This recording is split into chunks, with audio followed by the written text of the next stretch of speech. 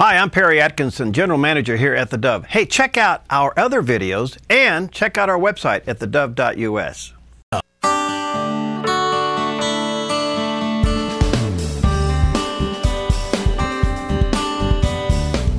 Well, welcome to Focus Today. I'm your host, Perry Atkinson. Well, I don't know if you've been paying any attention to some of the anti-Second Amendment issues across the country, and a lot of us watch those things pretty carefully.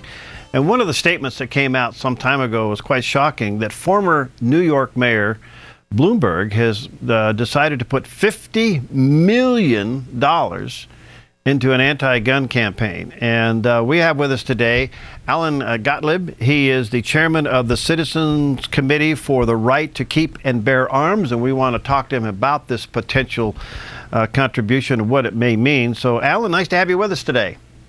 Perry, it's great to be back with you. Thank you. Yeah, thank you. Well, this is interesting. The guy's going to throw $50 million of his own money at this. What's this all about?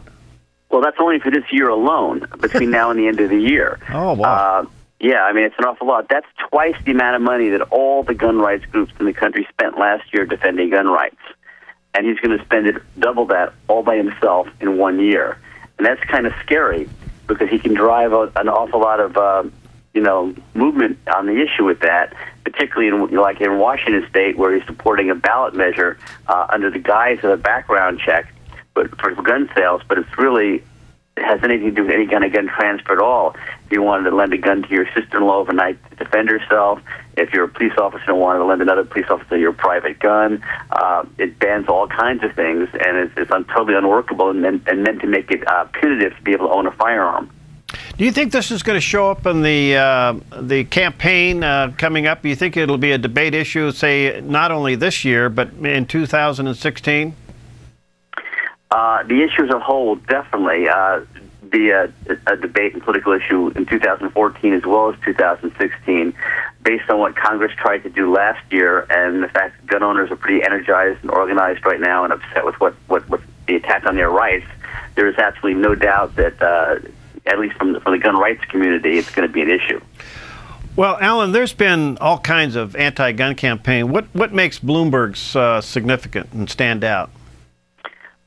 His name, the fact that he owns the Bloomberg News Network, which gives millions of dollars worth of free publicity to the other side as well. Right. It's $50 million. It's an organization of hundreds of mayors across the country, and then branching out to now also financially support a group called Moms Demand Action, and now in the new group he set up, Every Town for Gun Safety. And now, instead of calling it gun control, because they know that people, don't like that, they're calling it gun safety, because everybody's for gun safety. The problem with Bloomberg's people's idea of gun safety is you shouldn't be able to own one. Has Bloomberg selected a specific message with this money, or is he just backing anything that is anti-gun ownership? Basically backing anything that's anti-gun ownership, trying to make it sound like he's reasonable and moderate, but it's the devil's always in the details, and it's what the wording of his legislation, the things that he's pushing say, and the candidates he's supporting. That's where the problem is. Well, every time these things pop up, it seems like the pushback from the pro-gun, pro-Second Amendment is significant, and I would assume that's going to be the case here. What do you think will be the effort to defeat this? Well, you're right about everything you just said. The problem is, again, he's going to be outspending us by, actually in a half-year cycle, probably he's going to outspend us about 4 to 1. And that's always dangerous. We've never had this kind of money ever thrown at us before. Before it was sort of like a George Soros would spend $1 million or $2 million, or Bloomberg might spend $1 million or $2 million. And so add them up and you got 4. Now you're looking at 50 plus. So it's going to be, where he's going to be a lot of media attention. He's going to be buying a lot of advertising, and it changes the dynamics of the game a little bit. We exist on $15 and $25 donations from hundreds of thousands of people. This is one guy writes one check and wipes out our whole budget. Okay, well, on the other hand, we see more and more people going for concealed gun permits. Gun sales are through the roof. Ammunition's flying off the shelf. What does that tell you? Well, that tells us that people know that there's a threat to their gun rights, and what's the real driving force to that is all the anti-gun proposals being proposed all across the country on a federal and state level all over, and that's why people are buying guns and ammunition now before the government can say you can't have it. So people are voting with their dollars and their feet, so to speak. Wow. Is it true that a third now of the permits and sales are women? That's my understanding, that approximately a third of sales of new guns and permits are to women. An awful lot of women are buying firearms for the first time, and that's a really good sign, because the other side is, they said there's a million moms against guns, and moms demand action, and they always try to make it look like, hey, this is a mom's issue. You got to protect your children, and we're all for protecting children, but that doesn't mean you should lose your rights in the process.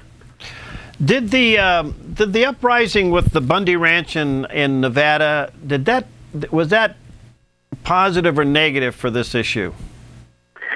I don't think it had to impact one way or the other. It was really directly about land. It wasn't directly about guns.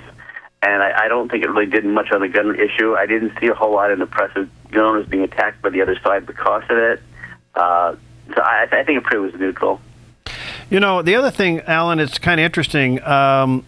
It appears that not only are women getting the issue about guns and gun ownership and concealed gun permits, but even young people. So it seems like the message is getting out that the Second Amendment is there for a reason. Yeah, I mean, we have more gun owners today and more guns being sold at any time, ever. And a lot of it is all being driven by the anti-gunners. It's really kind of funny. Everything you do tends to backfire.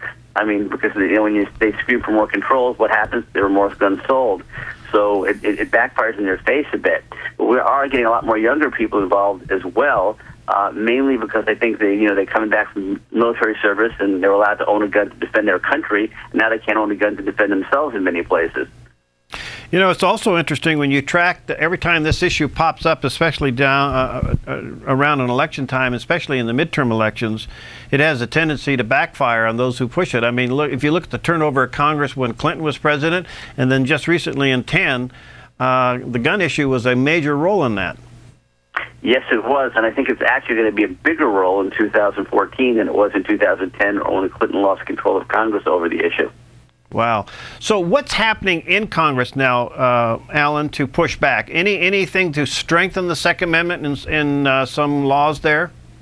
Well, there's some legislation to cut federal funding to cities and communities that try to push various gun bans and strict gun control regulations on citizens. But I don't think it's going to get through because the Senate, Harry Reid in the Senate, as long as the Democrats control the Senate, there's nothing pro-gun going to come out of the Senate. But there are some pushbacks like that. The main pushback is organizing elections in 2014 because control of the Senate is going to be critical to make sure we have a pro-gun Senate. All right. Well, Alan, thanks for your time. I know you're a pretty busy guy and you're heavily scheduled. How can people support what you do? Well, they can go to a couple of the websites. Let me give you one for our Second Amendment Foundation, which is involved in all the gun rights litigation across the country. It's saf.org, samalphafrank.org, or just plug Second Amendment Foundation in your browser. It will pop right up. And from there, you can link over to all the other sites. All right, great. Thanks, my friend. Keep up the fight, okay? Thank you, Perry. All right, talk to you soon. All right, we'll be right back.